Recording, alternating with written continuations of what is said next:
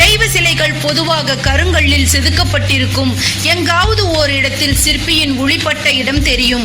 ஆனால் இப்படி எந்தவிதமான அடையாளத்தையும் வெங்கடாஜலபதி சிலையில் காண முடியாது. அது மட்டுமல்ல, சிலையின் வடிவமைக்கப்பட்டுள்ள நெற்றி சுட்டி, காதணிகள், புருவங்கள், நாகாபரணங்கள் எல்லாம் பாலிஷ் போட்டது போன்று நகைகளைப் போல பளபளப்பாகவே மின்னுகின்றது. திருமலை 3000 அடி உயரத்தில் உள்ள குளிர் பிரதேசம். இருந்தாலும் அதிகாலை 4:30 மணிக்கு குளிர்ந்த நீரால் அபிஷேகம் செய்யும் போது பெருமாளுக்கு வியர்த்துவிடும். பீதாம்பரத்தால் அந்த வியர்வையை ஒற்றி எடுப்பார்கள். ஏனெனில் ஏழுமலையான் சிலை எப்பொழுதும் 110 டிகிரி ஃபாரன்ஹீட் வெப்பத்திலேயே இருக்கும். இது ஒரு அதிசயம்தானே. ஒவ்வொரு வியாழக்கிழமையும் ஏழுமலையானுக்கு அபிஷேகம் செய்வதற்கு முன்பு நகைகளை களைவார்கள். அப்போது ஏழுமலையானின் ஆபரணங்கள் சூடாக கொதிப்பதை உணர்வார்கள். இங்குள்ள மடைப்பள்ளி மிகவும் பெரியது. இங்கு லட்டு, பொங்கல், தயிர் சாதம், புளி சாதம், வடை, முறுக்கு, ஜிலேபி, அதிசம், போலி, அப்பம், பாயாசம், தோசை, ரவா கேசரி, பாதாம் கேசரி, முந்திரி கேசரி ஆகியவை தினமும் தயாரிக்கப்படுகின்றன. இதில் லட்டு மட்டுமே முதலிடம் பெற்று விளங்குகிறது.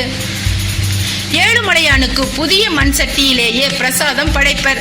தயிர் சாதம் தவிர வேறு எந்த நெய்வேத்தியமும் கர்ப்பகிரகத்திற்கு முன்னுள்ள குலசேகரப்படியை தாண்டுவதே இல்லை. இந்த மண் சட்டியும் தயிர் சாதமும் பிரசாதமாக கிடைப்பதை வாழ்வில் மிக பெரிய பாக்கியமாக பக்தர்கள் கருதுகின்றார்கள். பெருமாளுக்கு உடுப்பு மிகவும் பிரத்யேகமாக தயாரிக்கப்படுகிறது. 1 முழம் நீளமும் 6 கிலோ எடையும் கொண்ட பட்டு புடவை பீதாம்பரமே இவருக்குடைய ஆடையாக திகழ்கிறது. இதை பெருமாளுக்கு சாத்த அலுவலகத்தில் 12,500 ரூபாய் செலுத்த வேண்டும். இந்த ஆடைக்கு மேல் சாத்து வஸ்திரம் என்று பெயர். வெள்ளி என்று மட்டுமே இதை அணிவிக்க முடியும். பணம் செலுத்தியவர்கள் வஸ்திரம் சாத்த 3 வருடங்கள் காத்திருக்க வேண்டும்.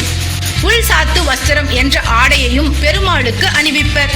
இதற்குரிய கட்டணம் 20,000 ரூபாய். ஒவ்வொரு வெள்ளிக்கிழமையும் 15 வஸ்திரங்கள் சாத்துவதற்கு அனுமதிக்கிறார்கள். பணம் செலுத்தியதும் இதை அணிவிக்க 10 வருடங்கள் காத்திருக்க வேண்டும். பக்தர்கள் சமர்ப்பிக்கும் வஸ்திரங்களை தவிர அரசாங்கம் சமர்ப்பிக்கும் வஸ்திரங்களை ஆண்டுக்கு 2 முறை பெருமாளுக்கு அணிவிக்கின்றனர். ஏழுமலையானின் அபிஷேகத்திற்கு எங்கிருந்து பொருட்கள் வருகிறது தெரியுமா? ஸ்பெயினிலிருந்து குங்குமப்பூ, நேபாளத்திலிருந்து கஸ்தூரி, சீனாவிலிருந்து புனுகு, பாரிஸிலிருந்து வாசனை திரவியங்கள் வருகின்றது. ஒரு தங்க தாம்பாளத்தில் சந்தனத்தோடு கரைக்கப்பட்டு அபிஷேகம் செய்யப்படும். 51 வட்டில் பாலபிஷேகமும் செய்த பின்னர் கஸ்தூரியும் புனுகும் சாத்துவார்கள். தினமும் அதிகாலை 4:30 5:30 மணிக்குள் அபிஷேகம் நடைபெறும்.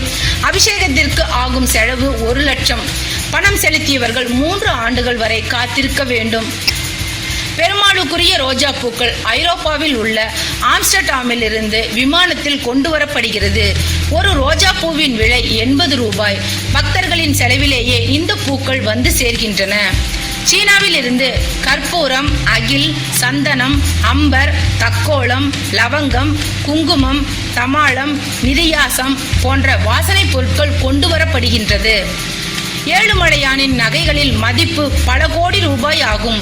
இவருடைய நகைகளை வைத்துக் கொள்ள இடமும் இல்லை, சாத்துவதற்கு நேரமும் இல்லை. ஏழுமலையான் சாத்திருக்கும் சால கிராம தங்க மாலை 12 கிலோ எடை கொண்டது. இதை 3 அர்ச்சகர்கள் சேர்த்துதான் சாத்த முடியும். சூரிய கடாரியின் எடை 5 கிலோ. ஒற்றைக்கல் நீளம் மட்டும் 100 கோடி மதிப்பு கொண்டது. உலகிலேயே இதை போன்ற நீலக்கல் வேறு எங்குமே கிடையாது. பல்லவர்கள், சோழர்கள், பாண்டியர்கள், விஜயநகர மன்னர்கள் பெருமாளுக்கு காணிக்கையாக செலுத்தியுள்ளனர். ராஜேந்திர சோழன், கிருஷ்ணதேவராயர், அச்சுதராயர் ஆகியோரும் திருப்பணிகளில் கல்வெட்டு மற்றும் செப்பேடுகளில் பொறிக்கப்பட்டுள்ளது. மராட்டிய மன்னர் ராஜகோசி போன்ஸ்லே மிக பெரிய எமரால்டு பச்சை கல்லை பெருமாளுக்கு காணிக்கையாக்கி உள்ளார். இந்த பதக்கம் இவருடைய பெயரிலேயே அழைக்கப்பட்டு வருகிறது. இந்த கோவிலில் பல திருப்பணிகள் செய்த கிருஷ்ணதேவராயர் தமது மனைவியுடன் நிற்கும் சிலை கோவிலில் உள்ளது. கோவிலுக்குள் வரிசையில் செல்லும் பொழுது இதனை காணலாம். அபிஷேகம் மற்றும் அலங்காரம் செய்வதற்கான வெள்ளி வெங்கடாஜலபதி விக்கிரகம் 966ஆம் ஆண்டில் செய்யப்பட்டதாகும். பல்லவ மன்னன் சக்தி விடங்கனின் மனைவி காடவன் பெருந்தேவி இந்த விக்கிரகத்திற்கு உரிய நகைகளை தந்துள்ளார். வெள்ளிக்கிழமைகளில் மார்கழி மாதத்திலும் பெருமாளுக்கு வில்வ அர்ச்சனை செய்யப்படுகிறது.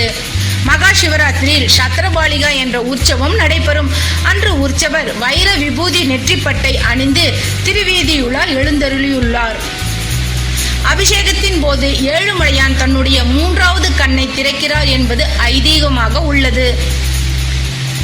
திருமலை திருப்பதி கோவிலின் ஸ்தல விருட்சம் புளிய மரம் ஆகும். சாத்வீக கோலத்தில் இருந்தாலும் தெய்வீக கோலங்களில் ஆயுதம் இடம்பெற்று இருக்கும். ஆனால் திருமலையில் ஏழுமலையான் எந்தவிதமான ஆயுதமும் பிடிக்காமல் நிராயுத பாணியாகவே சேவையை சாதிக்கிறார். ஆங்கிலேயர்களில் சர் தாமஸ் மன்றோ, கர்னல் ஜியோ ஸ்டார்டின், லெவலியன் என்ற வீரர் ஆகியோர் பெருமாளுக்கு பக்தர்களாக இருந்ததோடு பல நேர்த்திக்கடன்களையும் செலுத்தியுள்ளனர். இதில் இன்று வரை பெருமாளுக்கு மன்றோ தடிகை என்ற ஒரு நிவேதனம் ஆங்கிலேயர்களின் பெயரால் அளிக்கப்படுவது குறிப்பிடத்தக்கது. திருப்பதி அழமேல் மங்கைக்கு உரிய ஆடையை கத்வால் என்ற ஊரில் பருத்தியில் தயாரிக்கப்படுகிறது. செஞ்சு இனத்தில் சேர்ந்த நெசவாளர்கள் இதை பயபக்தியுடன் நெய்கிறார்கள். தாயாரின் திருமேனியில் படும் இந்த ஆடையை நெய்யும் பொழுது 3 வேளை குளிப்பதும் மாமிசம் உண்ணாமல் இருப்பதும் ஆகிய நடைமுறைகளை தவறாமல் பின்பற்றுகின்றனர். ஏழுமலையான் அபிஷேக நீர் குழாயின் மூலம் இங்குள்ள புஷ்பகரணியிலேயே, அதாவது கோவிலை ஒட்டியுள்ள தெப்ப குளத்திலேயே மீண்டும் கலக்கிறது. ஏழுமலையானின் திருமேனியில் பட்டதால் அந்த நீரின் புனிதத்தன்மையை வார்த்தையால் விவரிக்க முடியாது. 1180 கல்வெட்டுக்கள் இங்கு உள்ளன. இதில் 1130 கல்வெட்டுக்கள் தமிழ் மொழியிலும் 50 கல்வெட்டுக்கள் தெலுங்கு மற்றும் கன்னட மொழியிலும் அமைந்துள்ளது. இந்த தகவல்கள் எல்லாம் உங்களுக்கு பிடிச்சிருந்தா எங்களோட சேனலை சப்ஸ்கிரைப் பண்ணுங்க, லைக் பண்ணுங்க, ஷேர் பண்ணுங்க. உங்க கமெண்ட்ஸை எங்களுக்கு மறக்காம போஸ்ட் பண்ணுங்க. Thank you viewers.